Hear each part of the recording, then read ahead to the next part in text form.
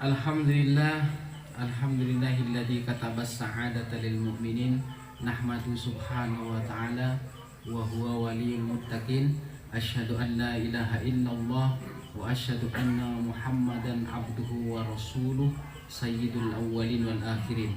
Allahumma sholli ala Muhammad, Allahumma sholli ala sayyidina wa maulana Muhammad wa ala alihi wa sahbihi ajmain.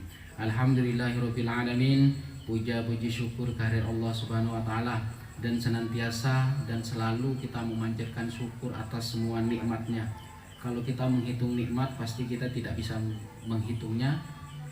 Sholawat serta salam tak lupa kita haturkan kepada junjungan kita Muhammad sallallahu alaihi wasallam, yang senantiasa kita harapkan syafaat dari beliau, dari kita hidup bahkan menjelang meninggal, atau dari Rasulullah Shallallahu Alaihi Wasallam syafaatnya kita harapkan ketika di alam barzah, sampai di hari kiamat, sampai di alam akhirat kelak.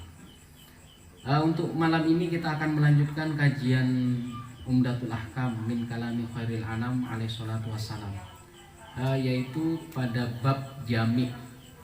Yaitu jami' itu kita nyebut, ada yang dikatakan masjid jami' atau masjid tempat berkumpulnya orang-orang. Jadi tempat kita beribadah kepada Allah. Babul jami'.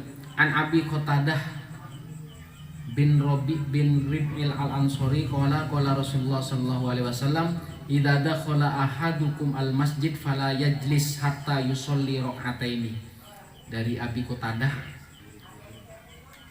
bin Rib'i al-Ansari, Rasulullah Shallallahu Alaihi Wasallam bersabda, jika kamu salah satu dari kalian masuk masjid, maka jangan duduk dulu. Jadi dianjurkan kita sebelum duduk ke masjid, maka sholatlah sholat tahiyatul masjid. Jadi tahiyat masjid itu kita menghormati masjid. Usolli sunatat tahiyatul masjid rakaataini lillahi ta'ala, atau mustaqbilal qiblati lillahi ta'ala, gitu ya. Jadi itu anjuran, ini sunnah bukan wajib. Jadi sebelum kita duduk maka harapannya kita bisa sholat tahiyat masjid. Tahiyat itu tahiyat menghormati, atau seolah-olah kita memberi salam kepada masjid, karena itu adalah tempat ibadah kita, tempat kita menuju Allah, tempat kita seolah-olah kita bercakap dengan Allah. Jadi fala yajlis hatta, jangan duduk sehingga yusolli rak'atain, sholat 2 rakaat, yaitu sholat tahiyatul masjid. Apakah wajib? Tidak wajib, sunnah. Ini anjuran.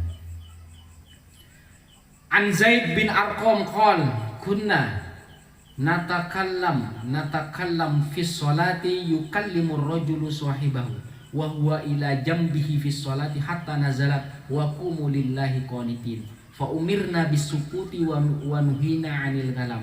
Jadi di dalam surah Al-Baqarah 238, hafidhu ala sholawati was sholatil wusta wa qumu lillahi qanitin. Jadi kita disuruh menjaga, disuruh memelihara sholat-sholat. Jadi semua sholat 5 waktu. Dan sholat wusta, ada yang mengatakan sholat wusta itu adalah sholat asar. Wa qumu lillah, berdiri sholatlah, qanitin, dengan khusyuk. Dulu di zaman sahabat itu, awal Islam lah ya, itu biasanya para sahabat sering ketika sholat itu mengobrol atau ya takallam. Jadi mereka belum tahu mungkin. Jadi mereka belum tahu bahwasanya sholat itu seolah-olah kita bercakap dengan Allah, seolah-olah kita melihat Allah. Dan kalau kita belum melihat Allah, maka anggap saja Allah melihat kita itu. Maka hadis ini ada karena mereka biasanya sering bercakap-cakap. Nah, ini larangan agar kita tidak bercakap-cakap. Kunna natakallamu fi, jadi bercakap-cakap di dalam sholat. Yukallimur rajul sahibahu wa huwa ila janbi. Jadi ketika sholat Allahu Akbar masih bercakap-cakap, sehingga ada hadis ini. Hatta nazalat, sampai Quran wa qumu lillahi qanitin yang saya sebutkan tadi. maka berdirilah sholatlah dalam keadaan khusyuk. Fa umirna bis sukut, kita disuruh untuk diam. Sukut tuh diam, maksudnya diam bukan diam tanpa membaca.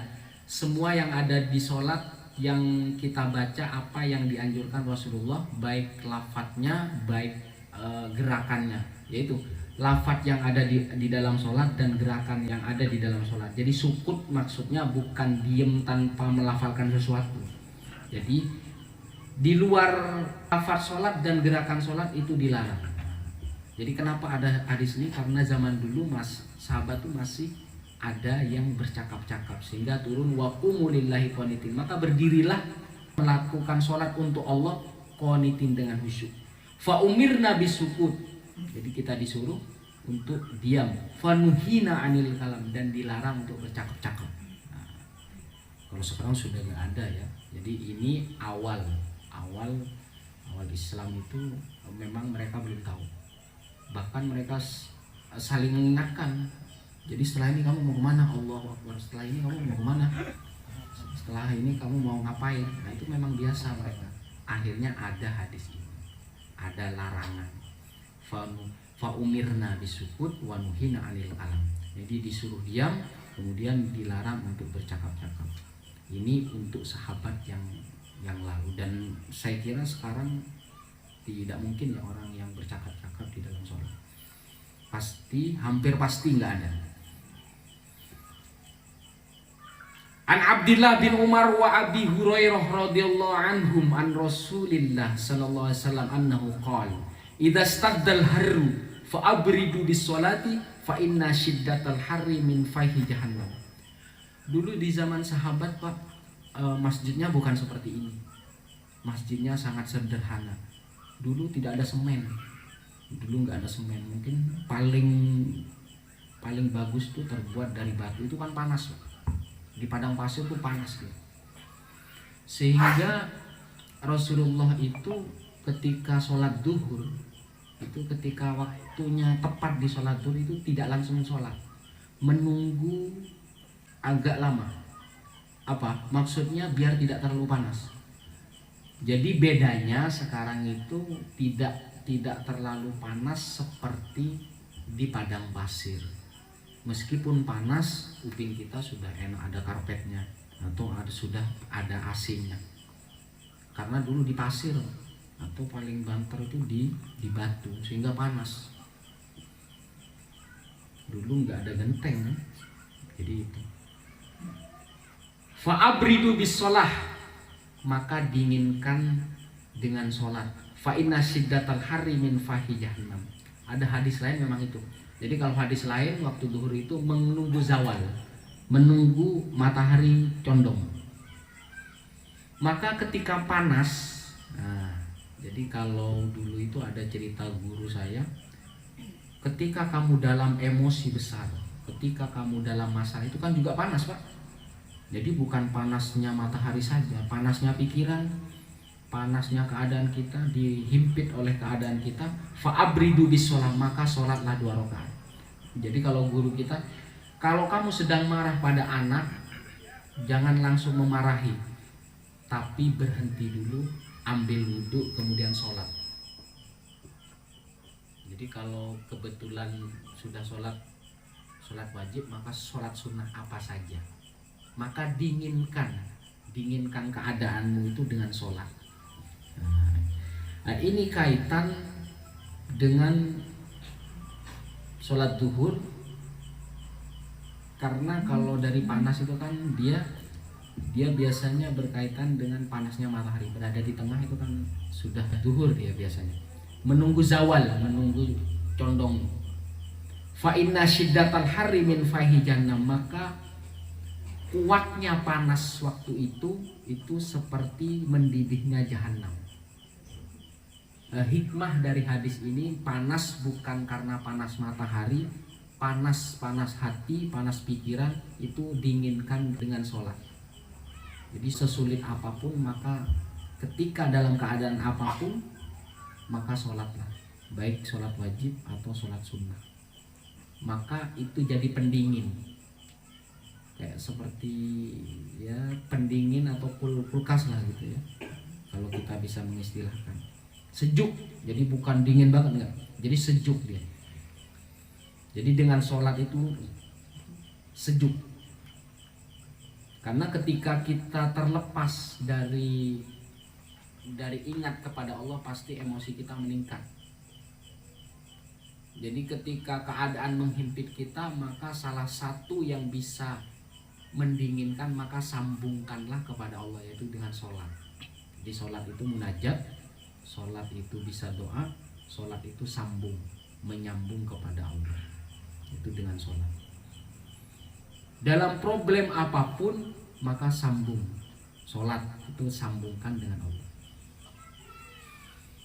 Abridu bisolat apa? Akhiru ilal waqtil ladzi takhiffu fihi syiddatul harri. Jadi maksudnya yang hadis ini, abridu itu maksudnya dinginkan dengan sholat, bisa mengakhirkan sholat itu. Sholat duhur maksudnya, bisa mengakhirkan sholat duhur itu. Jadi kalau sekarang kan enggak, karena kita hidup bukan di tengah padang pasir. Ini cerita sahabat dan Rasulullah, karena hidup beliau dan para sahabat itu berada di padang pasir yang panas. Kalau kita kan enggak, jadi sudah ada waktunya azan, dia harus bersolat. Kalaupun toh itu panas, pasti tidak sepanas di waktu Rasulullah dan sahabat. Sangat susah dulu, mau sholat aja ada panas. Tidak sesejuk yang kita alami sekarang. Jadi makanya kita bersyukur hidup sekarang sama menjadi umat Rasulullah SAW. Sahabat juga umatnya. Kita meskipun tidak pernah melihat Rasulullah, kalaupun melihat, kita bisa melihat hanya di dalam mimpi saja, itu beruntung. Karena kita tidak berada pada zaman yang susah dan sulit. Mungkin ini sholat sulitnya kita paling sulit keadaannya saja, sulit pikiran, sulit keadaan kita yang mungkin ekonomi kita lagi turun atau mungkin tertimpa masalah, maka abridu dinginkan dengan sholat. Jadi yang dimaksud abridu sini mengakhirkan, tetapi hikmah hadis ini dalam keadaan apapun, panas dan gentingnya, sempit dan susahnya, maka dinginkan dengan sholat. Harapannya ketika sholat, ketika tersambung dengan Allah, maka jalan keluar yang akan kita dapatkan. Amin ya robbal alamin. Sesulit apapun itu. An Anas bin Malik qala Rasulullah sallallahu alaihi wasallam, man nasiya sholatan fa yusalliha idza dzakaraha wala kafarah laha illa dzalika aqimis sholata li dzikri. Jadi barang siapa yang lupa sholat, lupa itu ketiduran atau dalam perjalanan, maka sholatlah ketika kalian ingat. Jadi kalau memang dia tidak ingin sholat, itu nggak ada kodoknya. Saya baru bertobat, sebelum bertobat saya tidak pernah sholat. Ya sudah, ketika kita sholat duhur, sholatnya 2 kali. Jadi i'adatan usolli fardhu duhri arba'a raka'atin mustaqbilal kiblati i'adatan. Jadi kalau sudah kita jadi sholat duhurnya 2 kali. Sholat duhur aslinya adaan, kemudian yang kedua bisa i'adatan. Jadi kalau lupa jaraknya hanya tertinggal 1 sholat, maka qodhoan juga bisa. Maka sholat itu sebenarnya nggak ada tebusannya, Pak. La kafaratan, nggak ada tebusannya. Maka ketika kita ingat dan itu sudah lewat sholatnya, itu maka bisa diganti qodhoan atau i'adatan. Cuman bagaimana mengganti yang sudah bertahun-tahun? Ya sholatlah 2 kali. Kalau duhur selesai adaan, melaksanakan, habis itu sholat lagi. Atau memperbanyak sholat sunnah. Jadi susah menghitung ya. Kalau sudah bertahun-tahun, berapa kali saya meninggalkan sholat duhur, berapa kali saya meninggalkan sholat asar. Kecuali lupanya 1 kali sholat duhur saja, itu bisa menghitung. Cuma kalau sudah bertahun-tahun, maka iktikad baik kita untuk membayar hutang itu dengan sholatnya 2 kali. Setelah adaan selesai baru sholat lagi. Karena nggak ada tebusannya sholat. Jadi yang di sini fal yusolliha idza dzakara, maka sholatlah ketika ingat, itu karena lupa, karena tertidur. Tapi kalau dia tidak niat sholat, maka bertobatlah. Nah, pertobatannya itu mengulang sholat. Jadi setelah sholat duhur, adaan diganti i'adatan, atau saya mengkodok, niatnya mengkodok yang lalu-lalu. Meskipun ini sholat orang-orang yang lupa, orang-orang yang tertinggal, orang-orang yang tidur. Jadi kalau memang dia terpaksa misalkan ya, itu harus bertobat, kemudian dia mengganti, atau sholatnya 2 kali, duhur 2 kali, asar 2 kali, terus seperti itu. Jadi itulah bentuk kita kembali kepada Allah agar tobat kita diterima. Nah, ini manasia. Jadi kalau hanya lupa saja, kalau hanya tertidur saja, maka cukup sholat saja. Jadi kalau misalkan sholat duhurnya ketinggalan, kita bangunnya asar, ya sudah, setelah sholat asar sholat duhur. Man idza dzakaraha, man nasiya sholatan falyusolli idza dzak, maka sholatlah waktu dia ingat. Jika dia ingat, oh iya saya tadi belum sholat duhur, maka ketika asar boleh mengerjakan sholat duhur. Yang tadi bertahun-tahun, langkahnya adalah bertobat dulu, bukan masuk di sini, bukan karena lupa. Kalau sampai bertahun-tahun saya lupa, tidak sholat selama 3 tahun, kan lupa. Jadi yang di sini manasia itu yang lupa. Biasanya lupa karena ketiduran, lupa karena pekerjaan, lupa karena dalam perjalanan itu. Wali muslim manasia sholatan au nama anha fakaffaratuha ayusolliyaha idza dzakaraha.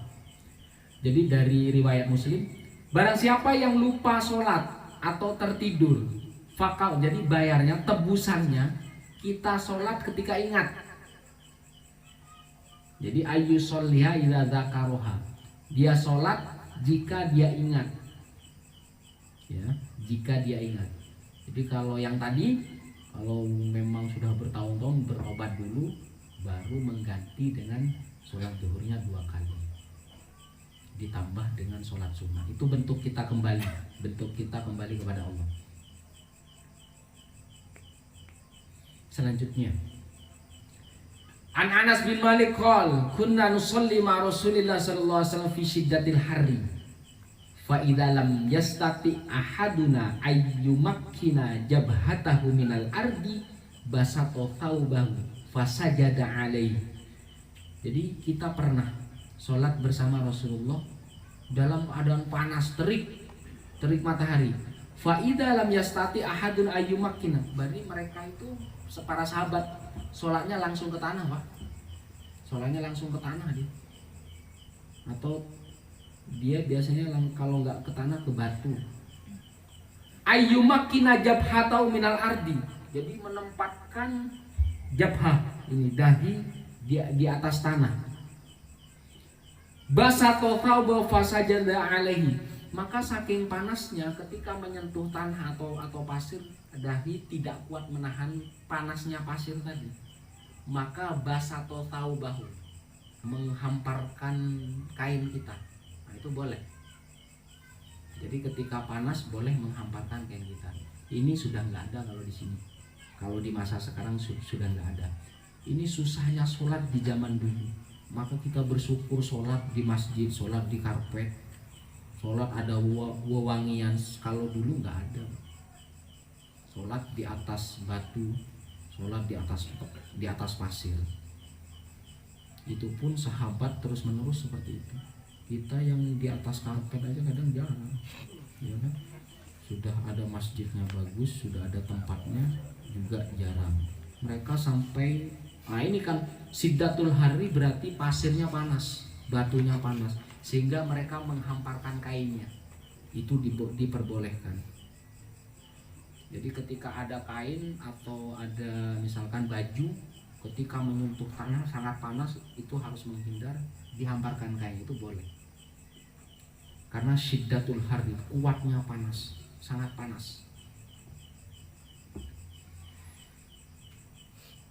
Kemudian an Abi Hurairah radhiyallahu anhu qala Rasulullah sallallahu alaihi wasallam la yusalli ahadukum fi thawbil wahid laisa alai atiki min syai'un. Jadi tidak ada sholat, tidak boleh sholat salah satu dari kalian fi thawbil wahid laisa ala atiki. Jadi kalau sholat tuh jangan sarung diikatkan ke sini.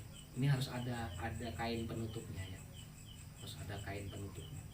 Sekarang sudah jarang. Di zaman dahulu sahabat Rasulullah itu kebanyakan susah-susah, jadi bukan golongan orang-orang kaya.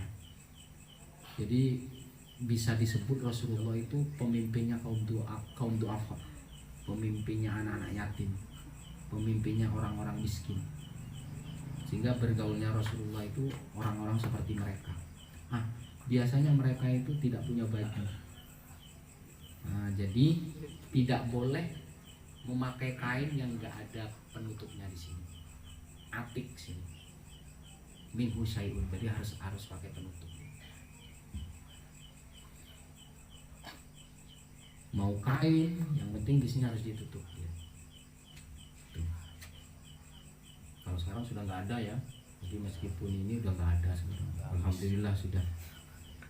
Meskipun yang sholat jarang gitu ya. Jadi sudah pakaiannya bagus, sudah kaya-kaya tetapi tidak sholat, sangat rugi. Dulu sahabat tuh saking susahnya sampai dia tidak punya baju tetap aja sholat. Sehingga ketika ada sahabat yang miskin mereka juga saling membantu. Mereka du'afa, yatim, anak-anak yatim mereka saling membantu. Jadi bisa disebut Rasulullah itu bapaknya yatim, bapaknya kaum du'afa. Orang yang paling mulia itu sampai seperti itu. Jadi ketika ditanya Allah itu, waktu itu Nabi Ibrahim. Jadi Nabi Ibrahim itu ditanya, siapa Anda? Saya adalah Khalilullah. Jadi ketika Nabi Musa ditanya, siapa Anda? Saya adalah Kalimullah. Jadi ketika Nabi Isa ditanya, siapa Anda? Saya adalah Ruhullah. Saya adalah ruhnya Allah. Jadi ketika Rasulullah ditanya, saya yatim. Jadi saya yatim. Ya memang yatim piatu Rasulullah. Sehingga apa yang terjadi kepada Rasulullah itu sebenarnya meskipun kalamnya, perkataannya itu enggak ada nafsunya, itu wahyu semua. Itu mendekatkan. Apa yang menjadi keadaan Rasulullah, apa yang menjadi contoh dekat dengan kaum du'afa, dekat dengan yatim, itu sebenarnya mendekatkan. Rasulullah manusia biasa mendekatkan kepada umatnya itu sampai akhir zaman. Rasulullah luar biasa, tetapi bashar kal bashar, seperti kamu juga sama, makan, minum, punya istri, sampai mencuci sendiri baju kalau perang itu sama dengan itu. Semulia-mulianya itu mendekatkan dengan keadaan kita. Oh iya, semulia-mulia tetap dia Rasulullah, abduhu wa rasuluh, tetap seperti kita. Nah, apa yang terjadi? Kita melihat itu sangat biasa. Bukan meskipun Rasulullah itu luar biasa, ketika melihat kehidupan Rasulullah sangat biasa, itu mendekatkan kita. Sehingga kehidupan apapun yang ada, bahkan di zaman sekarang, itu jangan bersedih hati, karena Rasulullah lebih sengsara daripada kita. Itu pun keadaan yang biasa tidak mengurangi kemuliaan beliau, tetap mulia. Jadi apapun keadaan, baik Rasulullah dalam keadaan lupa, dalam keadaan alpa, dalam keadaan bahkan di dalam sholat pernah lupa, itu mendekatkan kita. Maka ada syariat sujud sahwi. Jadi kalau Rasulullah tidak pernah lupa, maka nggak ada syariat sujud sahwi. Karena umatnya sering lupa. Sehingga dicontohkan oleh Rasulullah. Jadi lupanya Rasulullah jangan dianggap itu sebuah kelemahan, jangan dianggap sebuah kekurangan. Itu adalah hikmah. Jadi karena umatnya sering lupa. Ketika umatnya lupa rakaat di dalam sholat, maka dia harus bersujud sahwi.